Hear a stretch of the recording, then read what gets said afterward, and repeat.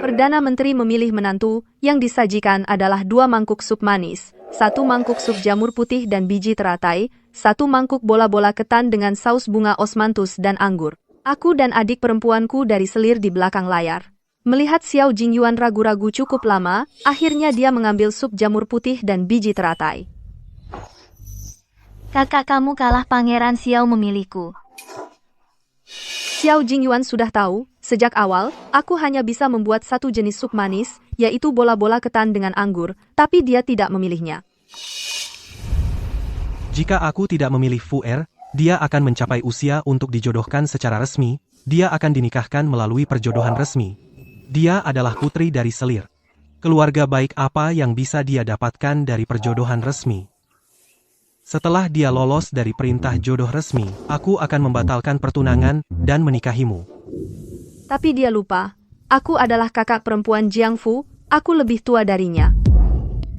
Kakak, sepertinya 3 hari lagi, kamu hanya bisa masuk istana dengan patuh, memberi kebahagiaan pada putra mahkota, ya. Perdana Menteri Sup Manis sudah dipilih.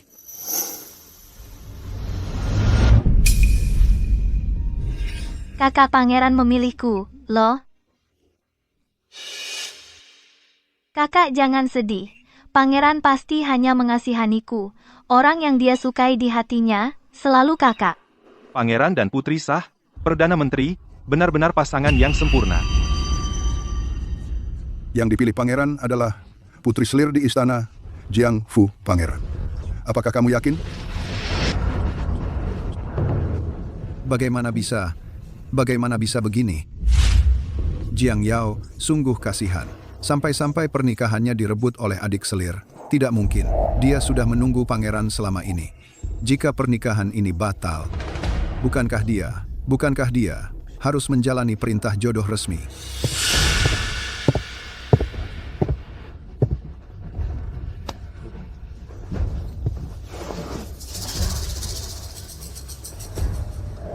Tuan Perdana Menteri, aku menyukai Fu Er, aku bersedia menikahinya.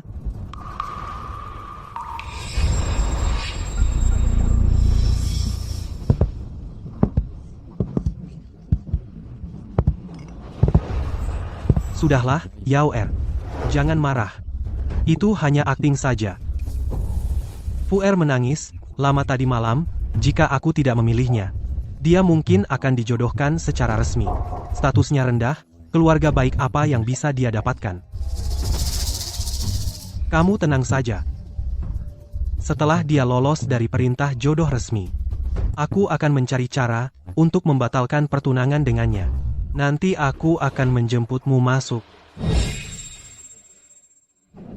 Pangeran, aku adalah kakak tertua Jiang Fu. Apakah kamu pernah berpikir, jika hari ini pernikahan kita tidak jadi, aku akan lebih cepat dijodohkan daripada Jiang Fu?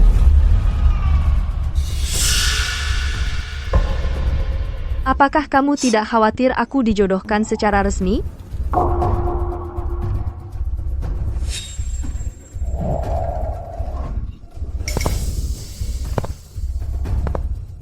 Kakak, jangan marah pada pangeran. Fu Er hanya terlalu takut ingin pangeran membantuku sekali. Kau putri sah, kau tidak akan mengerti, seorang putri selir, betapa hinanya. Tidak ada keluarga baik yang mau menerimaku. Aku sejak kecil hidup di bawah bayang-bayang kakak. Kakak sejak kecil adalah mutiara di ibu kota dan juga istana Adipati Ding adalah keluarga dari kakekmu. Kau unggul dalam segala hal, mana mungkin kau dijodohkan oleh kerajaan. Kumohon kakak, biarkan pangeran diberikan pada Fu Er, ya? Hanya minta pangeran bantu Fu Er kali ini.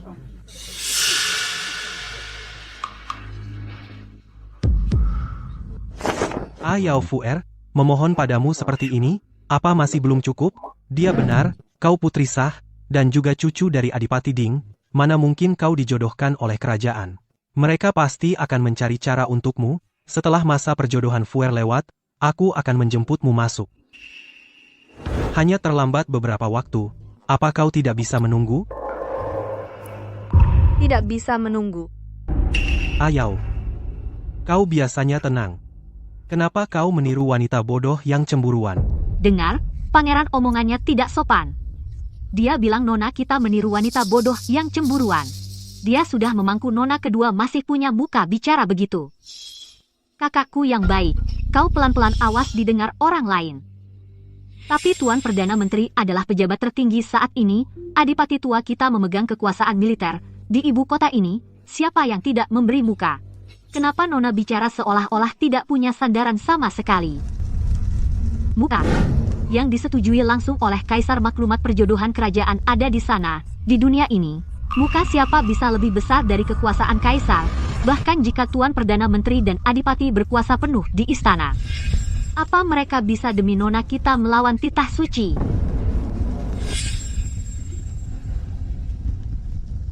Tapi hari maklumat itu masuk istana. Pangeran jelas memegang tangan nona sambil berkata pasti akan menjemput dengan tandu besar menikahinya melindunginya seumur hidup. Nona saat mendengar kata-kata itu melihat maklumat itu masuk ke kuil leluhur, tidak mengernyitkan dahi sedikit pun. Yang tertulis di maklumat sangat jelas, sebelum ulang tahun nona kita yang ke-18 jika belum menikah maka harus segera menyiapkan tandu dibawa ke Istana Timur.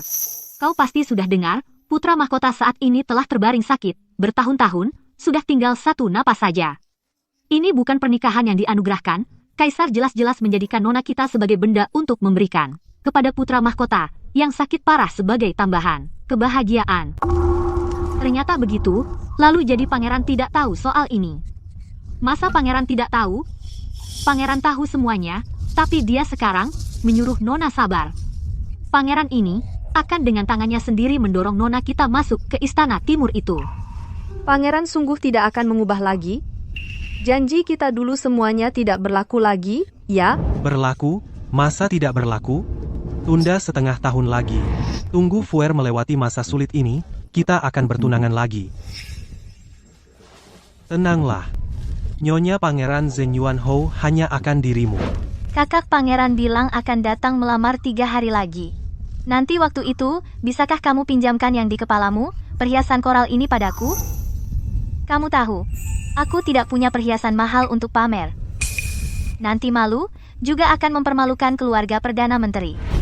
Juga biar orang tidak bilang, kakak tidak bisa menerima adik tiri, kan? Yao kemarilah. Ibu, Ini dulu perhiasan yang kubawa sebagai mahar. Dari keluarga kakekmu, pusaka turun-temurun, sekarang jadi milikmu. adik, perhiasan ini tidak bisa kuberikan padamu. Aku akan minta ayah menyuruh toko serba ada mengirim perhiasan baru untukmu pilih. Tapi perhiasan ini cocok dengan baju baruku, paling serasi. Aku cuma pinjam pakai sebentar, nanti ku kembalikan, tidak boleh. Kakak, aku tahu pangeran memilihku, kakak tidak senang? Tapi aku sangat suka perhiasan koral ini, ya? Ayau, kamu tidak perlu berhati sempit, hanya perhiasan, kenapa sampai begini? Kamu berikan saja pada aku akan suruh toko serba, ada kirim 2 set untukmu sebagai ganti rugi, setuju, Nes? Karena adik tahu ada barang yang bukan milikmu, jangan berangan-angan. Cukup, Ayau memilih Jiang Fu sebagai istri adalah keputusanku, jika mau marah, marah padaku saja, kenapa harus merusak hubungan kakak adik? Pangeran, karena kamu sudah memilih Jiang Fu, maka kamu adalah adik iparku. Jagalah sikapmu.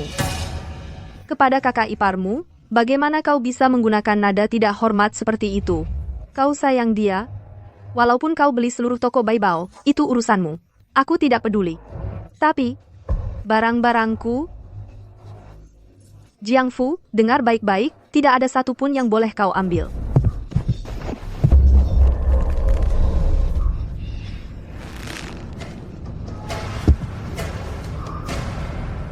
Jiang Yao, perhiasan koral milikmu, berapa peraknya? Aku beli? Boleh, kan? Pangeran, kau mungkin tidak mampu membelinya.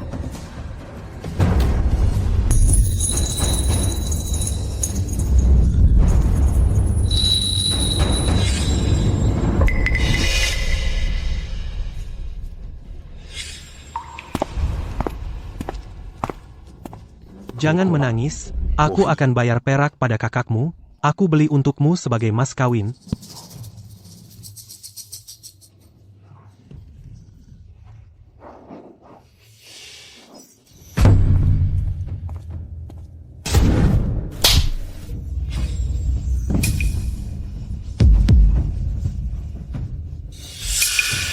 Jiang Fu, kembalikan padaku.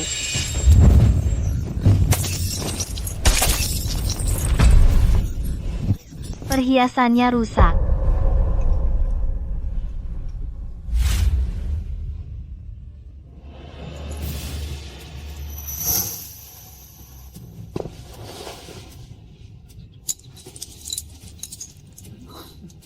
Hanya sebuah perhiasan, jangan menangis. Aku ganti satu set, oke?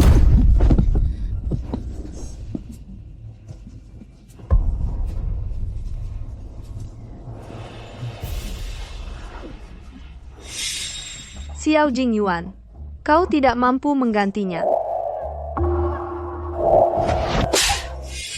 Jiang Fu, kau tahu, ini adalah mas kawin peninggalan ibuku, tapi kau sengaja merusaknya. Aku tidak akan memaafkanmu. Utang ini akan kutagih sendiri. Apa? Ayao, ini peninggalan ibumu, kenapa tidak bilang? Dengan pengkhianat sepertimu, berbicara satu kata pun membuatku muak. Pangeran, karena kau memilih Jiang Fu, berbaik hatilah pada dirimu sendiri. Mulai sekarang, kita adalah orang asing. Jangan panggil aku Ayao lagi. Aku dan kau, tidak ada hubungan lagi. Ada orang, mas kawinku, bawa ke Istana Timur. Jangan.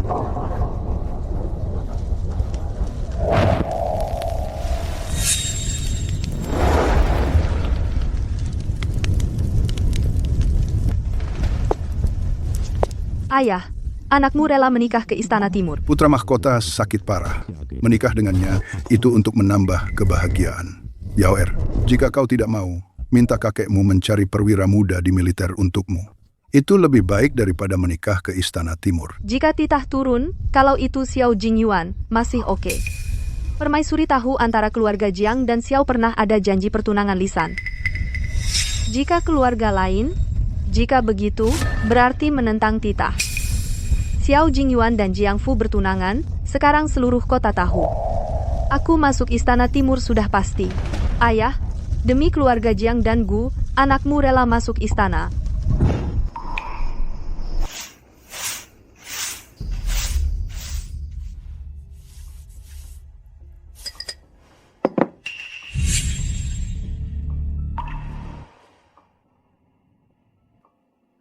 Kotak-kotak ini, kembalikan ke kediaman Marquis Zenyuan.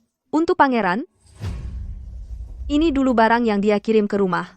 Sekarang dia sudah bertunangan dengan Jiang Fu, barang-barang ini tidak pantas disimpan lagi. Pada hari pernikahanku, suruh orang kembalikan itu. Baik, Nona.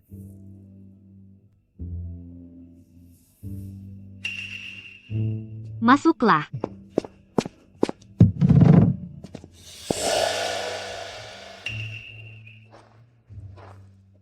Kakak, Fu Er datang menemuimu.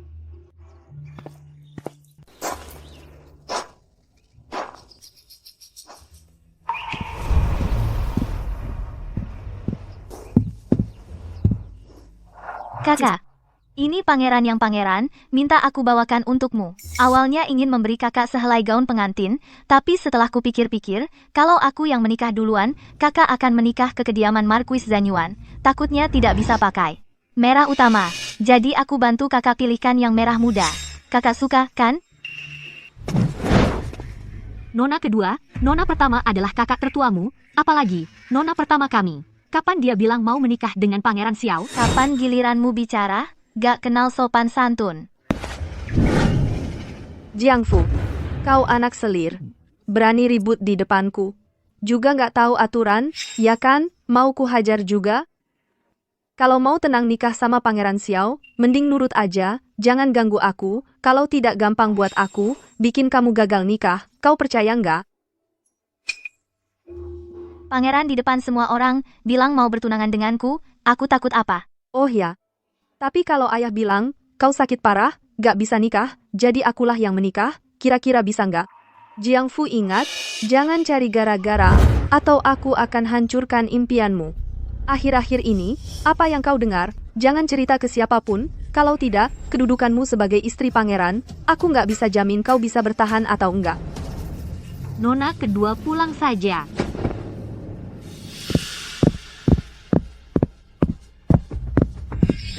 Nona pangeran kirim barang.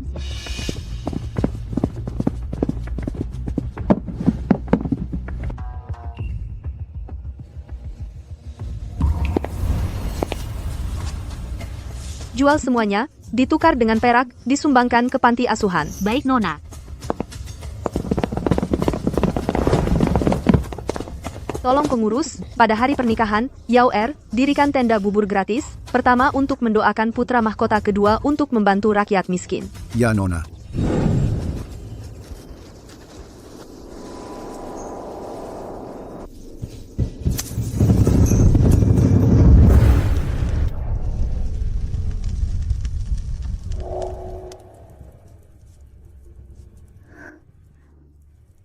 Nona, tenda pembagian bubur di luar sudah didirikan.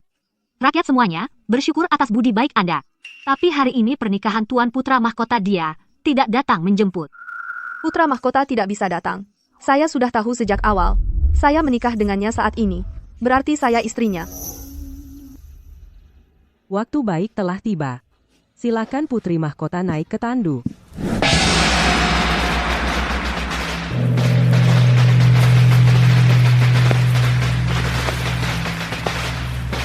Mengantar pergi putri mahkota. Terima kasih, putri mahkota atas budi pembagian bubur. Putri mahkota, berbudi luhur, pasti bisa bersama. Tuan Putra, hidup harmonis, bagai sepasang burung. Ini pernikahan keluarga siapa? Begitu besar upacaranya? Putra mahkota menikah, hari ini, peristiwa sebesar ini, kamu tidak tahu?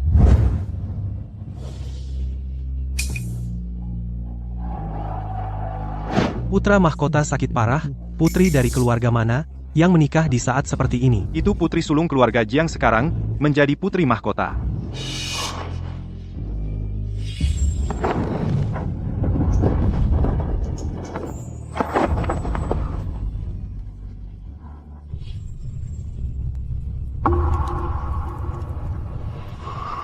Mulai sekarang, mantan kekasih menjadi orang asing. Mana mungkin? Putra mahkota sedang sakit parah akhir-akhir ini. Perdana Menteri Jiang sangat menyayangi putri sulungnya, bagaimana tega menikahkan putri sulungnya untuk menderita. Ini kamu tidak tahu ya. Putri sulung, Jiang, hari ini, tepat berusia 18 tahun. Sampai sekarang belum ditunangkan. Perintah perjodohan resmi, siapa yang berani tidak patuh? Begitu Yang Mulia menjodohkan, tepat sepadan, tidak ada yang bisa mencari kesalahan, tidak benar. Beberapa hari lalu, kediaman Perdana Menteri mengadakan jamuan memilih menantu. Saya lihat putra Marquis Zenyuan juga hadir. Awalnya kukira itu jodoh yang sudah pasti. Ternyata, tapi putra Marquis di depan umum memilih putri kedua dari selir. Saya juga dengar putri sulung Jiang dengan putra Marquis Xiao. Itu teman kecil sejak kecil. Sejak kecil sudah perjanjian lisan pertunangan jika putra Marquis. Sudah lama tidak punya niat. Seharusnya bilang jelas. Harus menunggu sampai perintah perjodohan datang. Baru berubah pikiran mendadak. Ini sungguh menyakiti perasaan putri sulung. Benar-benar merugikan orang. Putra Marquis, kita. Apakah kita masih masuk untuk melamar? Dia benar-benar menikah? Jiang Yao, kamu kembali, pernikahan ini tidak boleh terjadi. Pangeran, mau kemana? Hari ini adalah hari di mana kamu datang melamarku, seluruh kota melihatnya. Lepaskan. Jiang Fu, lepaskan aku. Tidak mau. Jika kamu mengejarnya sekarang, aku, Jiang Fu, di ibu kota nanti, masih punya muka. Pangeran, kamu sendiri yang memilihku. Kamu tidak bisa ingkar. Pangeran, jangan dikejar. Kakak itu, dia suka kekayaan dan kemuliaan, dia sendiri yang bilang. Kedudukan putra mahkota itu terhormat. Itu calon permaisuri. Dia dengan rela dan sukarela menikah ke Istana Timur.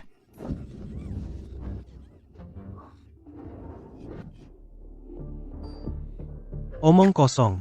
Siapa di ibu kota yang tidak tahu kondisi putra mahkota akhir-akhir ini?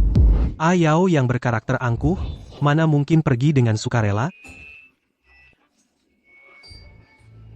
Jika bukan karena aku memilihmu 3 hari lalu, Jika bukan karena aku membatalkan pertunangan di depan umum, dia pasti tidak akan menikah dengan orang lain. Akulah yang menyebabkan ini.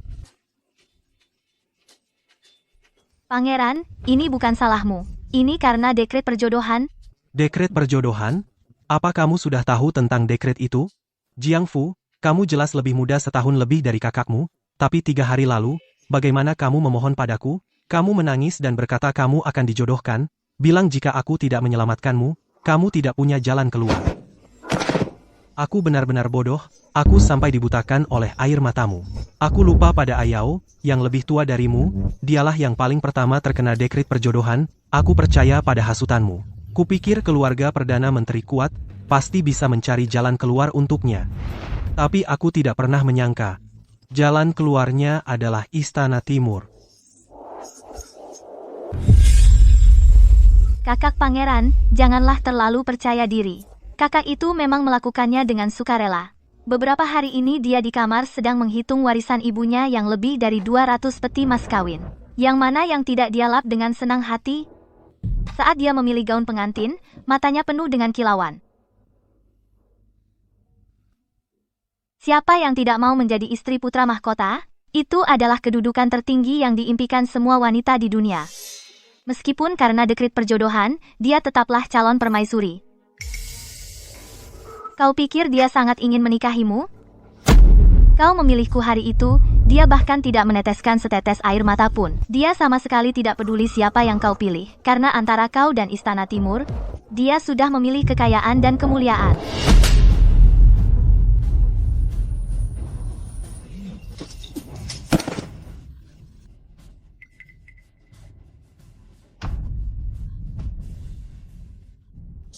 Putra mahkota, sadarlah, dia, Jiang Yao, tidak pernah menempatkanmu di hatinya. Yang dia inginkan adalah kemuliaan sebagai istri putra mahkota, menjadi permaisuri di masa depan. Diam, Jiangfu. Jika bukan karena 3 hari lalu kau terus mendesakku, berpura-pura lemah, menipuku untuk membatalkan pernikahan, masakan aku meninggalkannya, masakan aku melihat dengan mata kepala sendiri dia dipaksa menikah dengan orang lain? Kaulah yang mendorong Ayao pergi dengan tanganmu sendiri.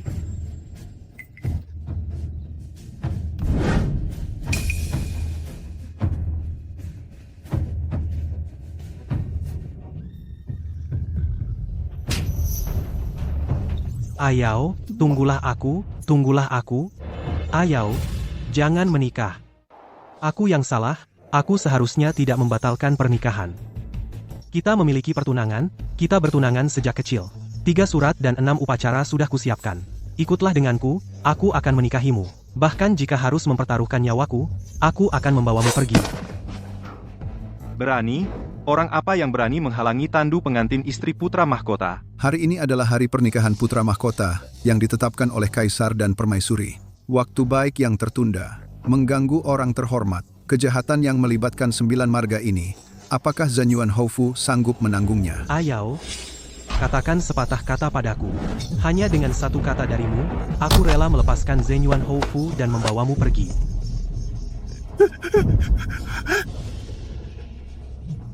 Tuan Putra Mahkota, jangan bicara lagi. Ini di depan istana. Kalau dituduh berniat jahat, Tuan Markis pun tidak bisa melindungimu. Berhenti. Tuan Putra Xiao, harap berhati-hati bicara. Dulu kedua keluarga yang disebut pertunangan hanyalah omongan main-main setelah minum, tidak pernah tercatat surat, apalagi secara resmi tukar kartu nasib. Bukan begitu, Yao, di hatiku. Lagi pula, 3 hari yang lalu, Tuan Putra sudah di depan semua tamu di ibu kota memilih sendiri adik perempuanku, Jiangfu, sebagai istri. Hari ini tepatnya kau membawa rombongan lamaran pergi ke kediaman Jiang. Apakah Tuan Putra Xiao sudah lupa? Yao, dengarkan penjelasanku. Kau paling pengertian, tidak mengerti kesulitanku, aku tidak benar-benar suka, Jiangfu. Aku dan dia di paviliun tengah danau bahkan tidak pernah bergandengan tangan. Aku hanya melihatnya di sana menangis hampir kehabisan napas, terus mengatakan jodohnya adalah. Jika aku tidak memilihnya, hidupnya akan hancur. Aku hanya ingin membantunya. Anggap saja demi hubungan terakhir kedua keluarga, sedikit ikatan. Apa itu salah? Aku pernah bilang, aku hanya perlu 1/2 tahun. Setelah situasi ini reda, aku pasti akan berusaha membatalkan pertunangan itu dan melamarmu lagi dengan upacara lengkap. Kau, Jiang Yao, adalah yang aku yakini sebagai istri Tuan Putra seumur hidup. Mengapa tidak bisa di sana menungguku? Harus terburu-buru memasukkan dirimu ke istana timur ini? Aduh, Tuan Putraku, sudahlah, jangan banyak bicara. Jika waktu baik ini terlewat, nyawa kita juga tidak selamat. Xiao Jingyuan, yang kau sebut membantunya adalah lupa ulang tahunku yang ke-18. Tuan Putra Xiao, sejak kau memegang mangkuk sup manis Jiangfu saat itu, kau bukan lagi jodohku.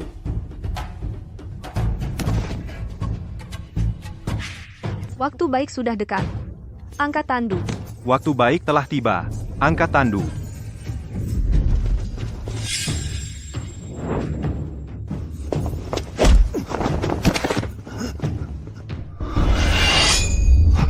Tuan Putra Xiao, menunda waktu yang paling menguntungkan bagi Yang Mulia, keluarga Marquis Zheng Yuan ingin memberontak.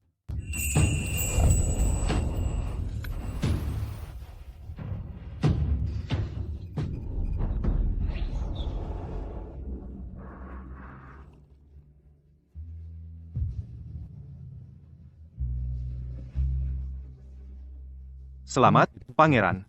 Akhirnya terkabul, menikahi Nona Jiang. Hanya saja Nona Jiang sepertinya tidak tahu bahwa Paduka menyukainya. Tidak apa. Hari ini aku bahagia.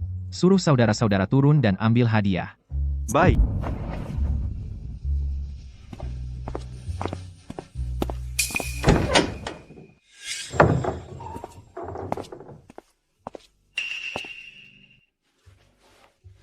Silakan perintah, Pangeran. Tolong sampaikan, Bi Gui. Upacara hari ini aku pasti datang.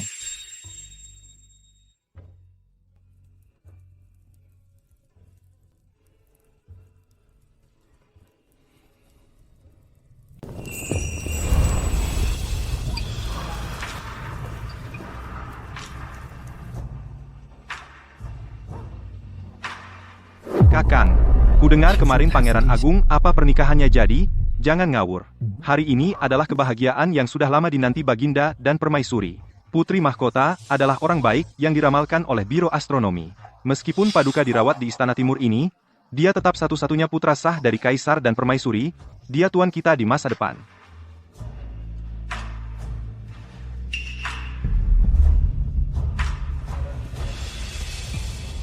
Kakang Li, Janda Permaisuri ada pesan. Bisye, aku segera ke sana. Putri Mahkota, upacaranya akan segera dimulai. Janda Permaisuri menyuruhku membantu Paduka. Kalau begitu, tolong Bi. Nona, kudengar dari pelayan di luar hari ini pangeran entah bisa. Bibi, permisi. Jangan khawatir, Putri Mahkota. Pangeran berkata dia pasti datang.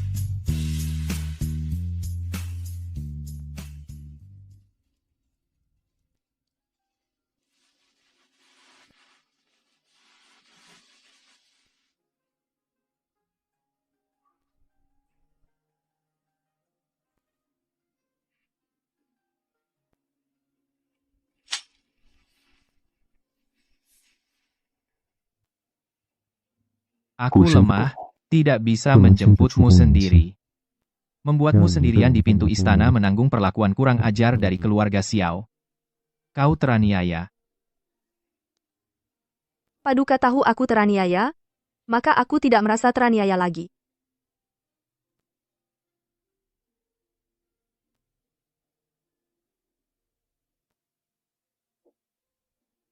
Nanti setelah Paduka sembuh, temani aku pulang ke kediaman Perdana Menteri. Saat itu, Paduka beri aku muka penuh, biar lihat siapa lagi di ibu kota yang berani banyak mulut.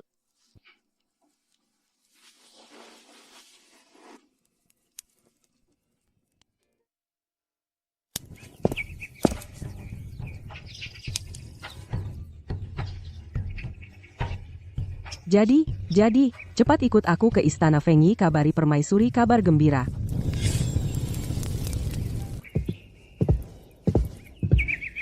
Selamat, Permaisuri. Kabar dari Istana Timur, Pangeran Agung dan Putri Mahkota baik-baik saja?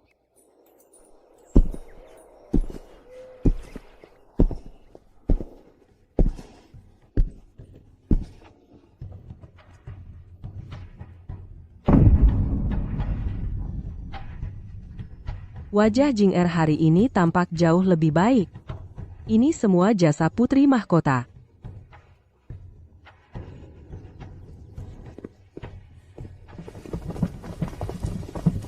Baginda menghadiahkan Putri Mahkota sepasang pohon karang merah, 12 pasang mutiara Laut Selatan, Permaisuri menghadiahkan sepasang jepit rambut teratai emas, 20 burung sutra Fuguang, perhiasan karang 100 set.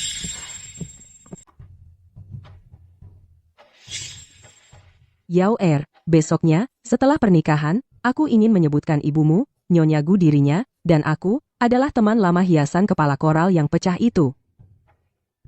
Sekarang, setiap tahun hiasan kepala koral yang diperoleh berapa banyak yang kamu mau, aku akan memberimu sebanyak itu?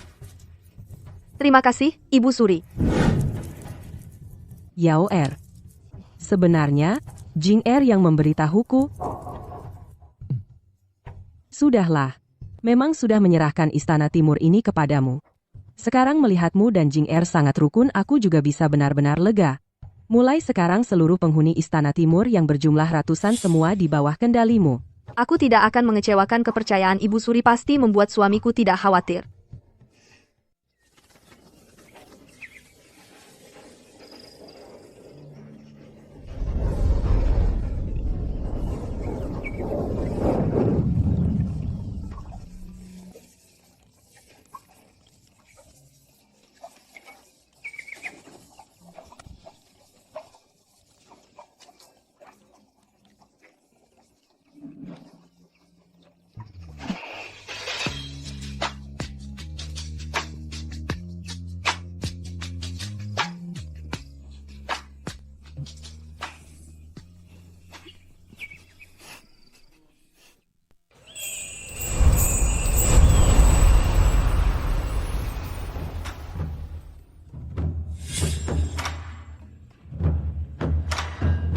Benar-benar aneh.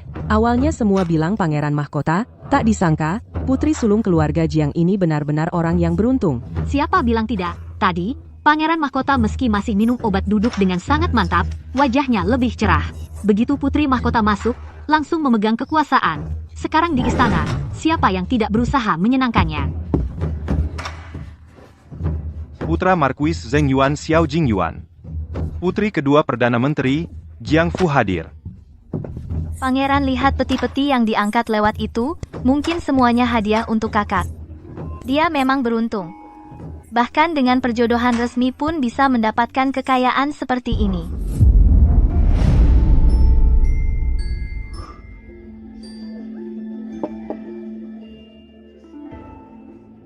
Itu dia, Ayao.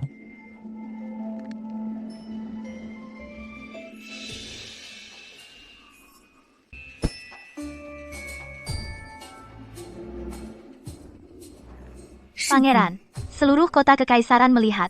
Kamu mau di sini mempermalukan orang yang pernah membatalkan pertunangan? Mempermalukan?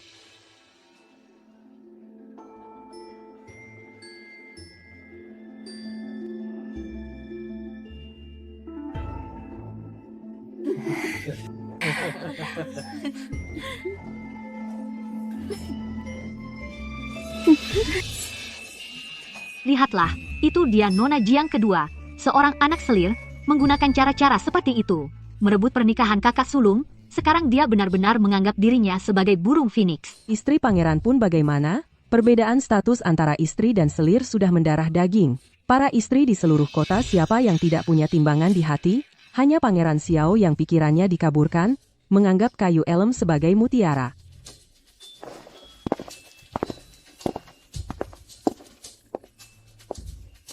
Fuer memberi salam kepada kakak sulung.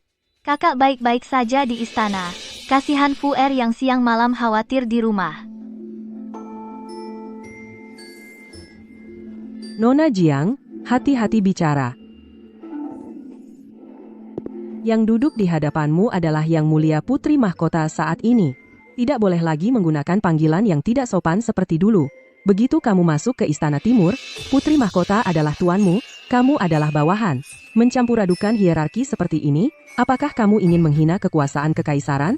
Dan baru-baru ini, Istana Timur sedang berbahagia, Yang Mulia Putra Mahkota sehat walafiat, sedang ada banyak kebahagiaan. Kamu datang langsung menangis terseduh-seduh, muka muram mau kasih lihat siapa, jika ini menyinggung keberuntungan Yang Mulia, dan membuat kabar gembira yang susah payah didapatkan hilang karena tangisanmu, nanti, jika permaisuri marah, kamu seorang calon istri pangeran yang kecil, sanggup menanggung? Nyonya, karena Nona Jiang kedua tidak tahu aturan, bawa dia dan ajari dengan baik. Jangan sampai mengganggu pandangan Yang Mulia di sini.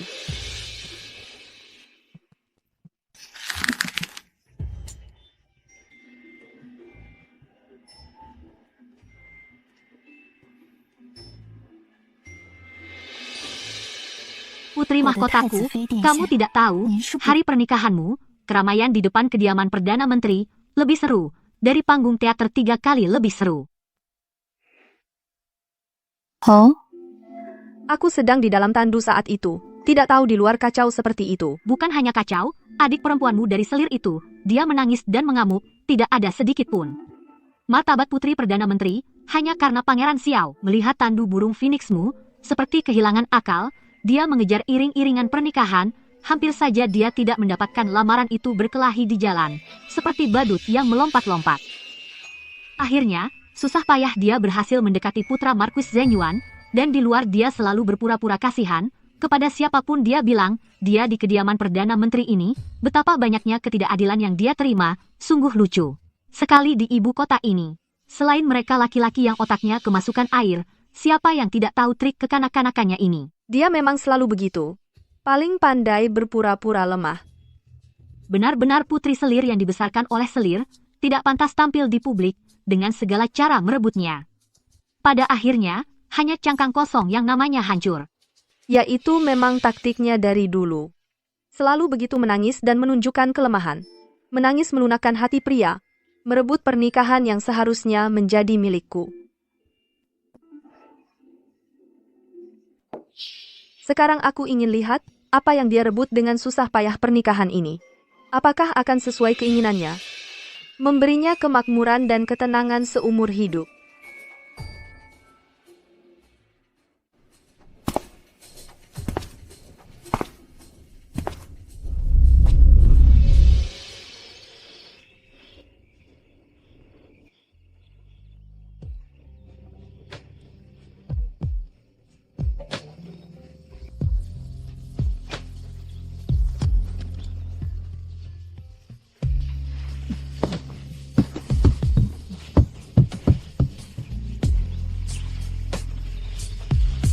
Ayau. 3 hari yang lalu, aku mencegatmu di ujung gang, kenapa kamu tidak mau mendengarkan ucapanku? Aku sudah bilang akan menikahimu. Kenapa kamu begitu keras kepala, harus masuk ke Istana Timur ini? Lihat dirimu sekarang. Ku dengar, setelah pernikahan, putra mahkota, bahkan sidang istana besar, tidak muncul lagi. Apakah dia sudah? Apakah di istana kamu seharian menjaga orang itu cemas dan takut?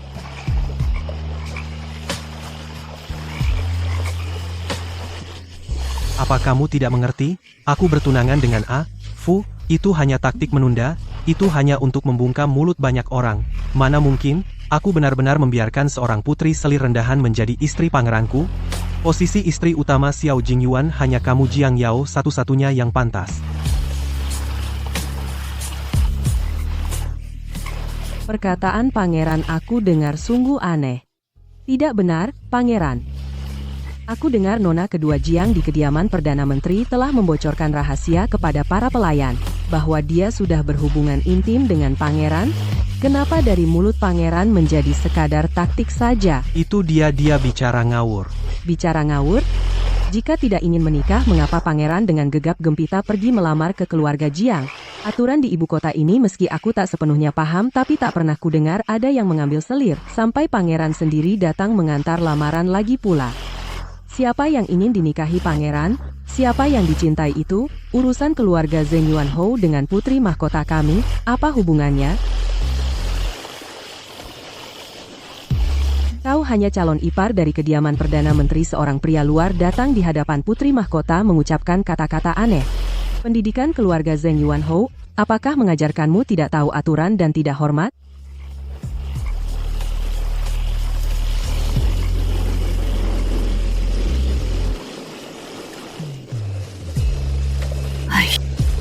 Sudah lama ku dengar keluarga Zheng Yuanhou disiplin.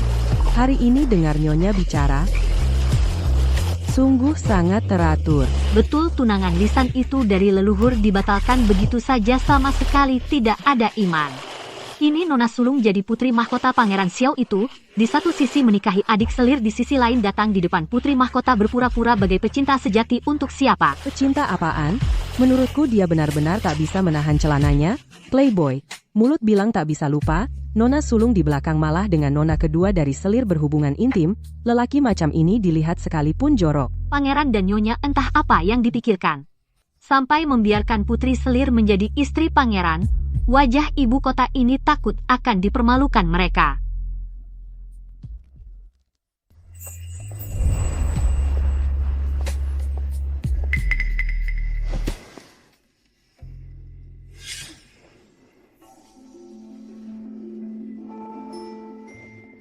Ibu-ibu sekalian, mungkin ada kesalahpahaman. Reputasi 100 tahun keluarga Zheng Yuanhou kami, tak bisa seenaknya diatur oleh anak-anak. Beberapa waktu lalu, saya dan suami sedang beribadah di villa pinggiran kota. Anak itu, Jing Yuan, entah terkena pengaruh jahat apa, sampai-sampai saat para orang tua tak ada di ibu kota, dia bertindak sendiri sembarangan. Istri dari putra mahkota Zheng Yuanhou ini haruslah berasal dari keluarga terhormat, seorang putri bangsawan sejati. Harus berbudi luhur dan berbakat, berlatar belakang bersih. Masa sembarangan orang bisa menjadi?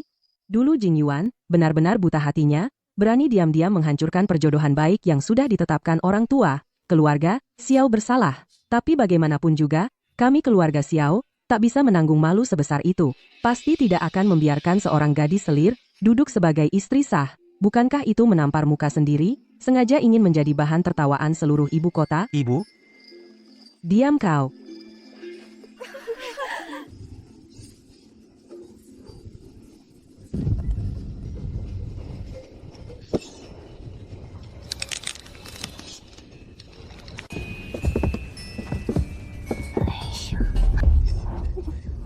Kau dengar? Nyonya Hou sendiri bilang, dia bahkan tidak sebanding dengan kucing atau anjing. Anak selir tetaplah anak selir. Kira dengan naik keranjang, bisa jadi istri sah. Cuma untuk tuan muda, sekadar mainan baru yang menarik sesaat. Nyonya, perkataan ibu mau memaksa Fuer mati? Tuan muda dan saya sudah bertukar horoskop dan bertunangan. Seluruh ibu kota tahu saya adalah bagian dari keluarga Xiao. Bagaimana mungkin dia menikahi orang lain? Tuan muda, katakan sesuatu. Malam itu di kamar belakang, pavilion tengah danau, aku dan kau sudah bersentuhan kulit. Kau bilang aku adalah orang yang ada di hatimu. Bagaimana kau bisa di pesta istana ini, meninggalkan aku? Diam.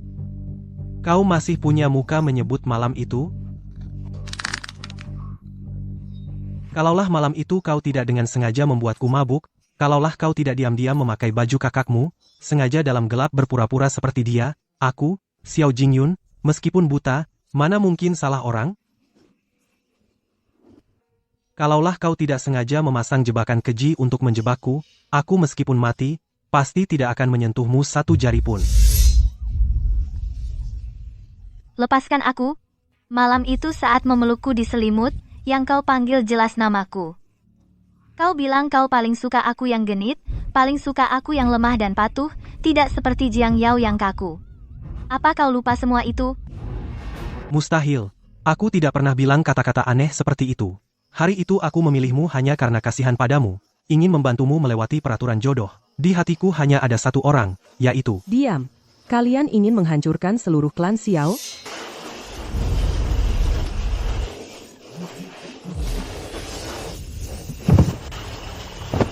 Mohon permaisuri putra mahkota berikan keadilan untuk Fu Er. Fu Er sadar dirinya rendah hati. Namun tubuh suci ini telah diserahkan kepada Pangeran Xiao itu adalah di seluruh ibu kota pertunangan yang dilihat semua orang. Sekarang istana Markis tidak mengakui apakah ini ingin memaksa Fu Er mati.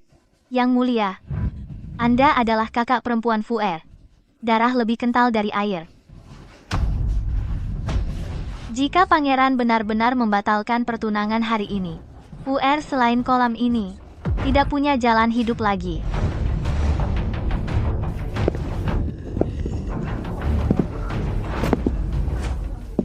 Jiang Fu, kau sebagai anak perempuan selir dari Perdana Menteri tidak hanya tidak tahu menahan diri dan sopan santun, malahan dengan sengaja menjebak kakak perempuan. Sekarang bahkan sampai di pesta Istana Timur ini membuat reputasi 100 tahun keluarga Jiang hancur dalam sekejap. Ini adalah terakhir kalinya aku sebagai kakak perempuan bertindak untukmu. Setelah hari ini aku akan sendiri melapor kepada ayah menghapusmu dari silsilah keluarga Jiang. Mulai sekarang keluarga Jiang tidak ada lagi putri kedua. Aku juga tidak lagi mengakui kamu sebagai anggota Jiang. Pangeran Xiao, karena kamu telah dengan dia sudah memiliki hubungan suami istri, dan di mulut Gang menghalangi tandu di depan umum dan menyatakan pertunangan. Meskipun pernikahan ini tidak mendapat perintah orang tua juga tidak ada kata mak comblang. Itu adalah pertukaran pribadi. Tetapi keluarga Xiao adalah keluarga terpandang tidak bisa menjadi kura-kura pengecut yang berani berbuat tetapi tidak berani bertanggung jawab.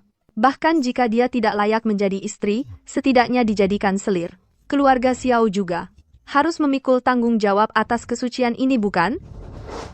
Hamba siap laksanakan, setelah kembali, hamba akan mengurus hal ini. Permaisuri Putra Mahkota. Jika hamba menyelesaikan urusan kotor ini, mulai sekarang akan patuh pada aturan. Apakah Yang Mulia akan memaafkan kesalahan hamba di masa lalu? Memaafkan? Pangeran Xiao bercanda. Aku tidak pernah memasukkan benda mati ke dalam hati dari mana datangnya soal maaf.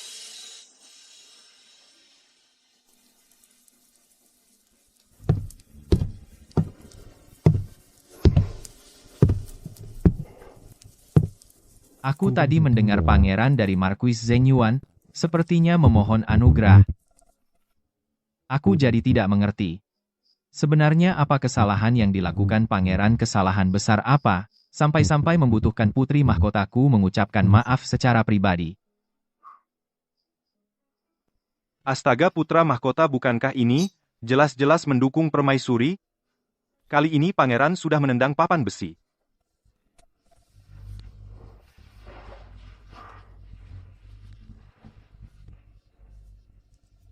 Kenapa kau keluar sendiri bahkan tidak memakai jubah? Ayo kembali ke kamar. Aku sudah menyiapkan kue osmanthus yang kau suka. Siapa bilang putra mahkota tidak peduli urusan dunia sangat perhatian? Jiang Yao benar-benar berkah dari kehidupan sebelumnya.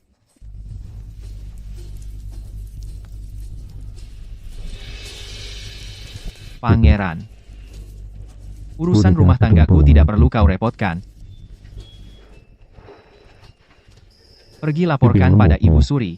Katakan aku merasa sedikit lelah urusan sosial ini, biarkan beliau mengatur sendiri. Siap? Anginnya kencang. Ayo, temani aku ke ruang belakang istirahat sebentar, boleh? Teh Longjing musim semi yang baru dipersembahkan. Aku ingin menikmatinya bersamamu.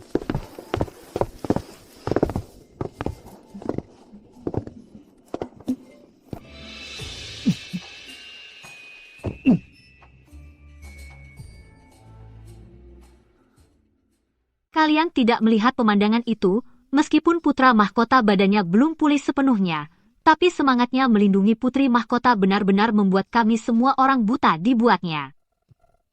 Setelah jamuan istana seluruh ibu kota sudah tersebar, putri mahkota itu sedikit pun tidak bisa menerima ketidakadilan.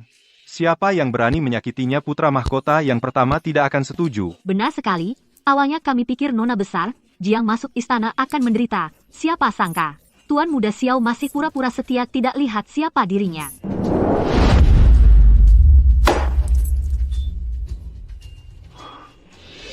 Muka keluarga Xiao kita hari ini benar-benar jatuh. Sundel dari selir itu. Tidak boleh masuk pintu keluarga Xiao menjadi istri utama. Ibu. Malam itu aku memang. Cukup cara rendah seperti itu pantas bicara status kepala pelayan. Saya di sini, Tuan. Bawa beberapa orang pergi ke kediaman Perdana Menteri beritahu katakan bahwa dari kediaman Marquis Zheng Yuan, nama baik tidak boleh ternoda sedikit pun. Demi muka kediaman Perdana Menteri keluarga Xiao, kami hanya bisa terpaksa menikahi Jiang Fu sebagai selir. Ini. Nona kedua mungkin akan marah. Selir ya selir. Setelah masuk banyak aturan untuk mendidiknya, jika dia tidak mau bisa saja menceburkan diri ke kolam teratai kembar itu. Kau masih malu bicara masa depan. Kau di jamuan Istana Timur, jatuhkan muka orang tua ini. Seluruh ibu kota menusuk punggung orang tua ini. Keluarga Jiang tidak punya anak seperti kau putri yang tidak tahu malu. Jika kau benar-benar merasa terhina orang tua ini akan untukmu. Mencari perjodohan lain menikah jauh dari ibu kota.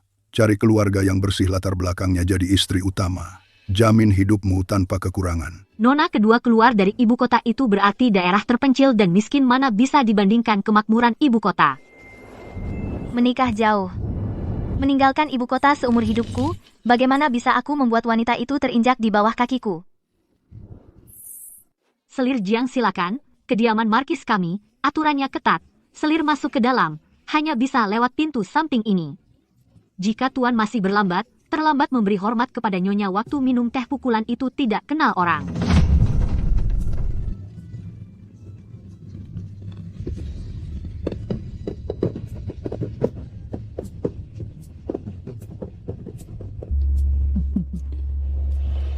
Lagi pula putri sah dari kediaman Earl, postur dan aura inilah. Ciri istri utama, pewaris putri selir dari keluarga Jiang, setelah masuk ke dalam, tidak bersuara lagi, memang tidak pantas di depan umum. Sujud kedua kepada orang tua.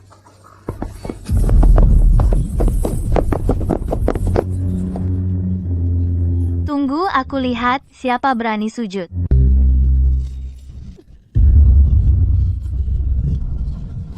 Xiao Jingyuan. Dalam perutku sudah ada darah dagingmu. Itu cucu sulung sah keluarga Xiao. Nyonya ingin menikahi putri Sahadipati baiklah.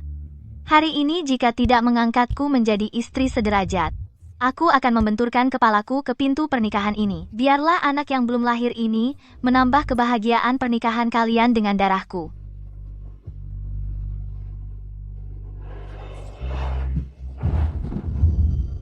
Xiao Jingyuan, dengarkan baik-baik, aku Lu, Mansuang adalah putri sah adipati, tidak akan pernah bersama selir. Rendahan seperti ini berbagi suami, jika kau berani mengangkatnya, jadi istri sederajat. Hari ini biarkan anak dalam perutnya merebut posisi. Anak sulung keluarga Adipati Ping yang pasti akan melapor ke hadapan Kaisar tidak akan berdamai dengan keluarga Markis Zheng Yuan. Jiang Fu, kau benar-benar ingin mencelakaiku sampai kapan?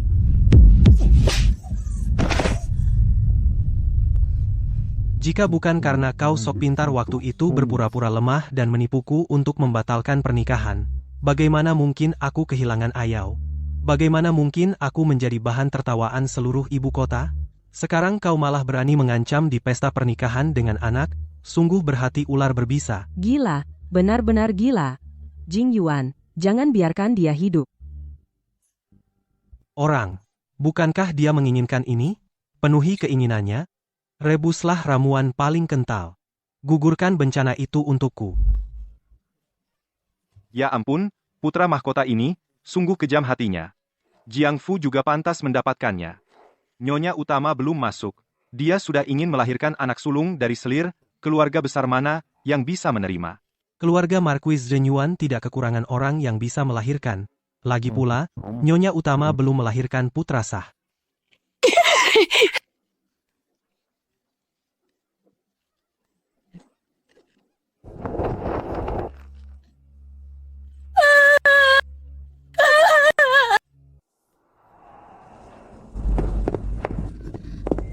Yang Mulia, dari pihak keluarga Marquis Zenyuan, ada kabar masuk.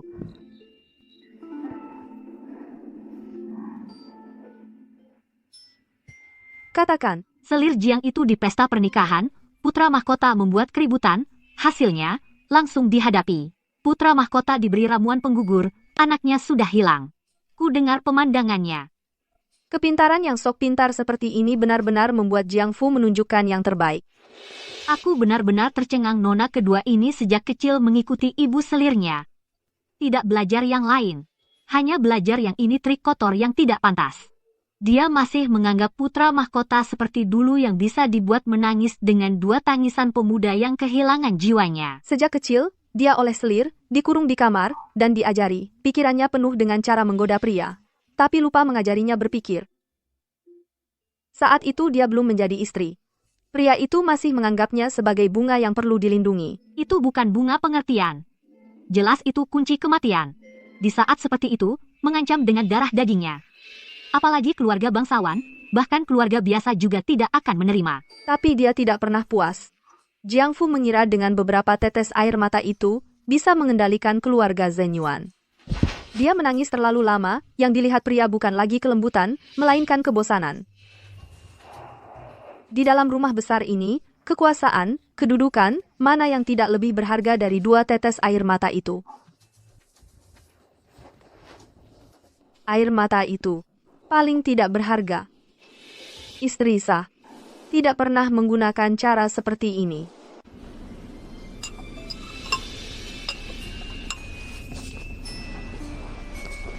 Nyonya, silakan minum teh.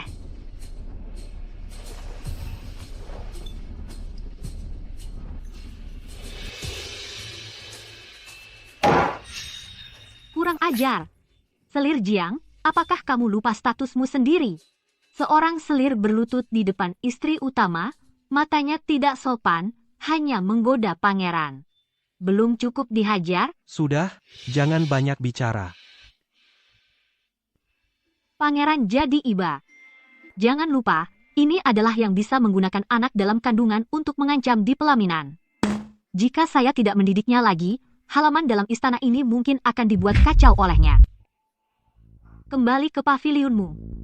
Tanpa izinku, jangan keluar setapak pun.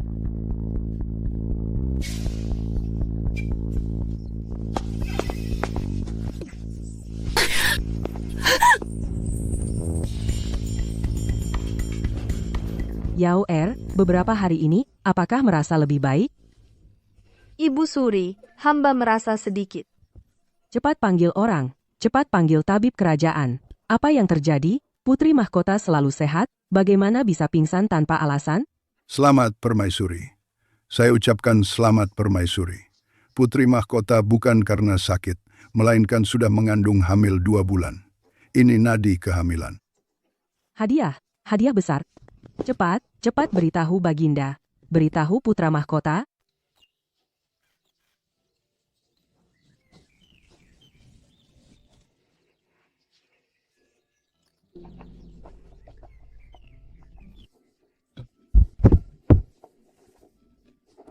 Sebuah mukjizat. Yang mulia sekarang masih lemah, tapi di dalam tubuhmu mengalir kehidupan. Dengan perawatan yang baik, usia panjang bisa diharapkan.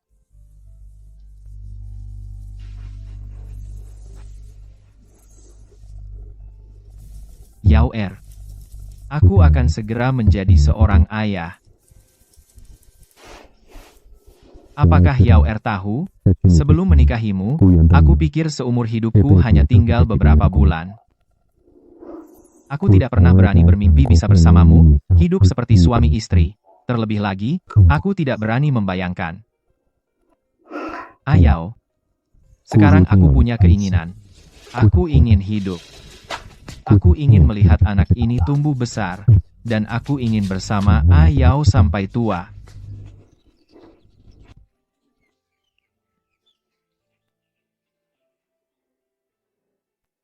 Aku hamil 3 bulan. Kandunganku sudah stabil. Aku bertemu Jiang Fu lagi, dan istri Pangeran Zheng Yuan. Putri mahkota sungguh beruntung, hamil dalam beberapa bulan setelah menikah. Aku sejak menikah perutku, tidak ada tanda-tanda. Ramuan dari istana Zheng Yuan sudah kuminum sekotak, tapi perutku tetap kosong. Sungguh menyebalkan. Soal keturunan, semua tergantung jodoh. Kudengar pangeran dulu bertunangan dengan putri mahkota, tapi karena adik Jiang, tunangan dibatalkan. Kukira adik Jiang beruntung, tapi baru masuk istana, dia keguguran. Sama sepertiku, tidak beruntung. Sekarang aku tidak hamil itu wajar, karena istri pangeran suka cemburu. Menguasai pangeran di kamar, tidak membolehkan keselir lain. Tapi setiap hari memonopoli pangeran, tetap tidak ada hasil. Terbukti memang tidak beruntung. Dulu kau di pelaminan paksa menggugurkan janinku, itu darah daging keluarga Xiao. Apa yang kau lakukan, Tuhan melihat. Siapa tahu ke depannya apakah istana masih punya keturunan.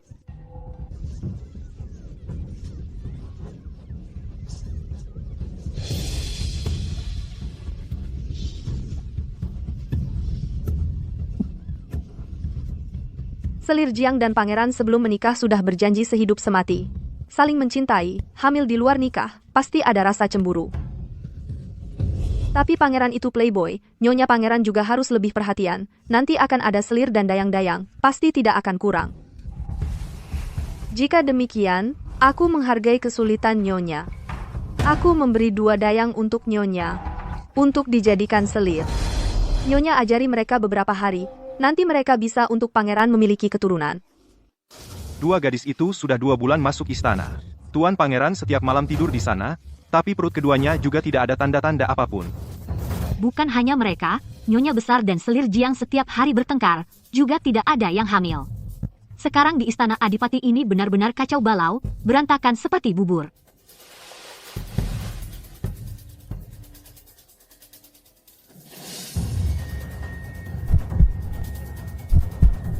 Tuan Hu, coba lihat lebih teliti. Selir Jiang dulu benar-benar pernah mengandung? Keempat wanita di istana Zheng Yuan Hou, tidak ada yang hamil. Menurutku, masalahnya mungkin ada pada Tuan Pangeran Xiao itu. Masa sih? Siapa yang tahu? Menurutku, dia mungkin sudah rusak intinya.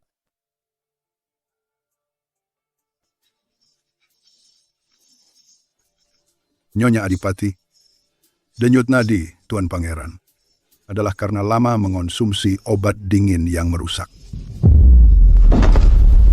Obat apa? Obat ini tidak berwarna dan tidak berbau, tapi bisa membuat pria kehilangan vitalitas.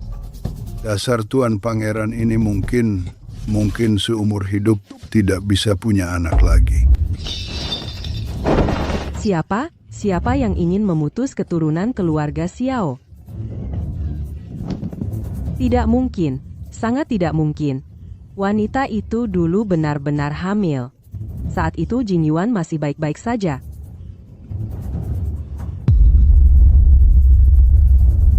Memberi racun?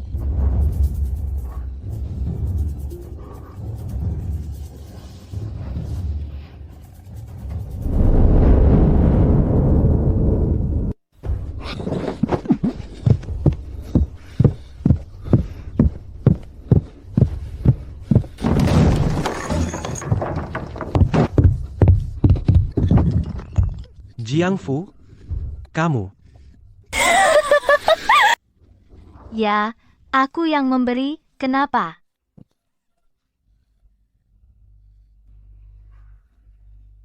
Xiao Jingyuan, pada hari pernikahanmu, kamu sendiri yang menggugurkan anakmu. Itu adalah nyawa. Itu karena nasibnya buruk. Kamu dulu bilang biarkan aku melahirkan anakmu. Tapi kemudian, kamu bilang anak sah belum lahir, tidak boleh anak selir lahir.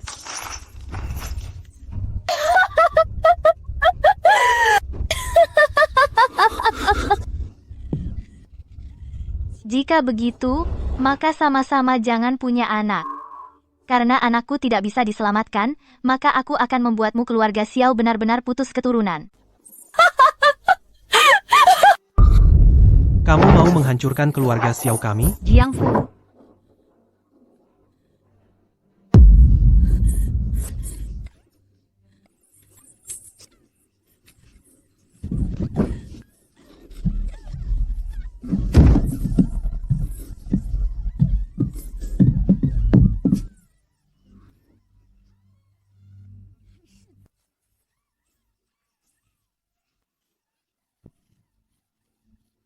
bukankah kamu sayang sama wajahmu itu? Bukankah kamu pakai wajah itu untuk menggoda di istana? Aku akan buat kamu menyesal.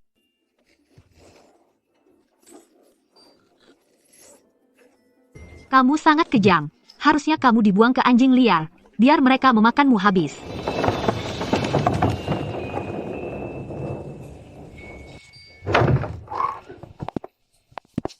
Nyonya Jiang, Nyonya bilang, selama luka di wajahmu membaik sedikit saja, kamu akan mendapat hukuman yang 10 kali lipat. Itu akibat perbuatanmu. Hukuman tamparan ini, kamu harus terima seumur hidup.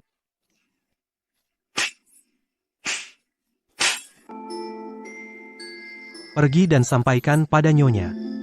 Aku tidak mau melihat lagi para wanita di belakang, di Den, yang berhati ular berbisa.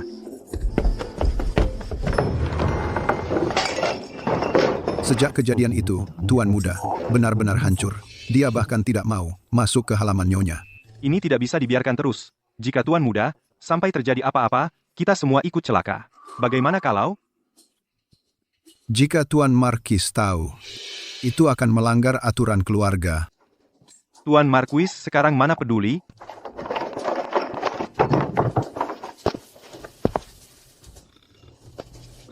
Ini baru namanya bebas. Mata-mata di istana, dan aturan-aturan itu bikin susah bernapas.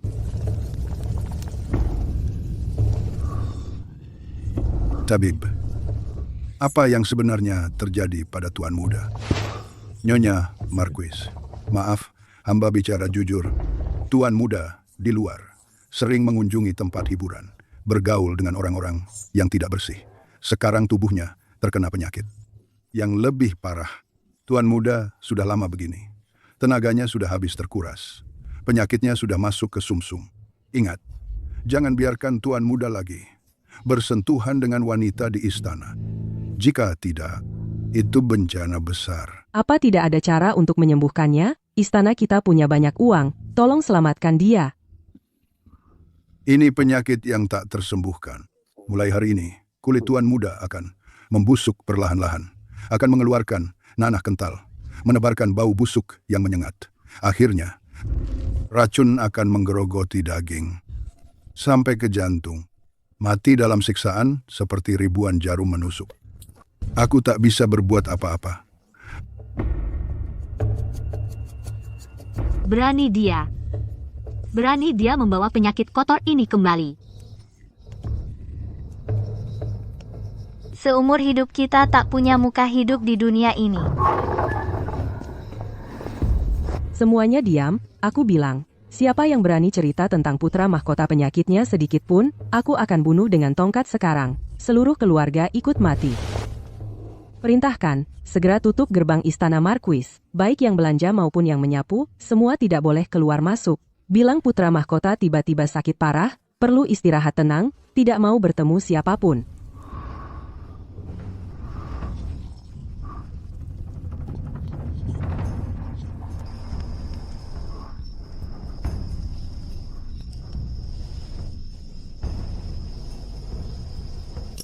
Ayau.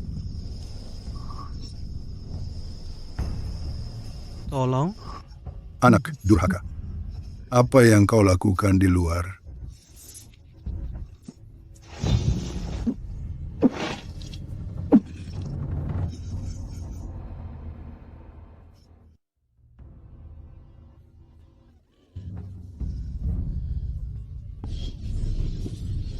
Keluarga Xiao putus keturunan, aku minta pulang ke rumah orang tua.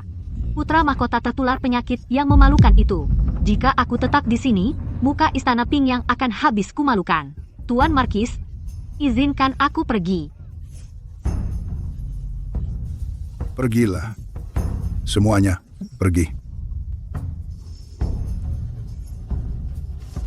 100 tahun kekuasaan keluarga Xiao hancur dalam sekejap. Aku pun tak punya muka berdiri di istana lagi. Sisa hidupku akan kubawa ke pegunungan. Biarkan hidup dan mati sendiri.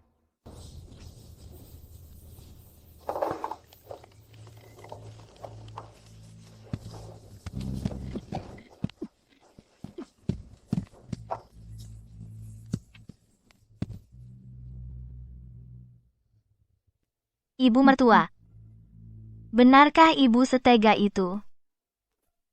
Jangan panggil aku ibu mertua.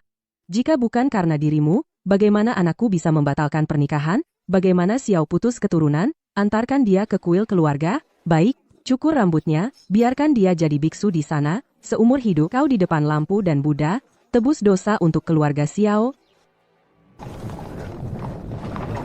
Oh ya, kita benar-benar pergi begitu saja? Harta sudah habis dijual. Orangnya juga sudah tiada. Pulang kampunglah.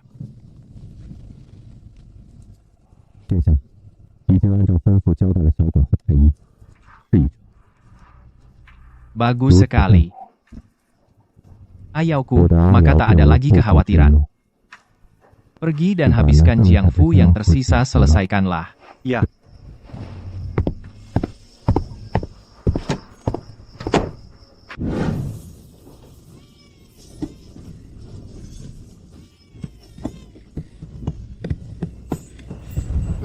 Lahir. Putri mahkota melahirkan. Seorang cucu kaisar laki-laki. Sampaikan titahku. Putri mahkota Jiang melahirkan. Putra sulung sah berjasa bagi negara. Mulai hari ini, amnesti umum. Diberi nama Yuan Chen. Diangkat sebagai cucu mahkota. Yuan Chen. Jangan nakal.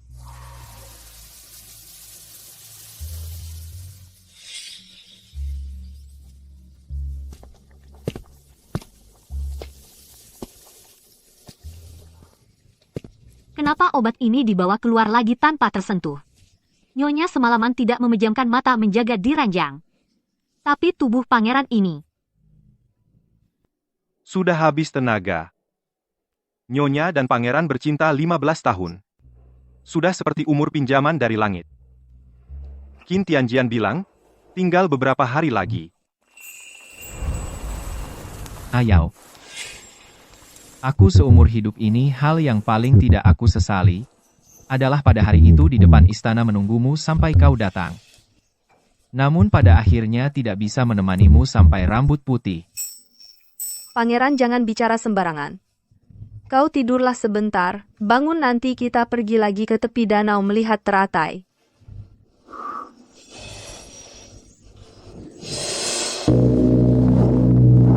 Baginda Kaisar, hidup selamanya, Ibu Suri, hidup 1000 tahun. Aku mewarisi cita-cita ayah dan kakek, pasti akan rajin dan hemat mencintai rakyat seperti anak membangun fondasi dinasti yang tak tertandingi.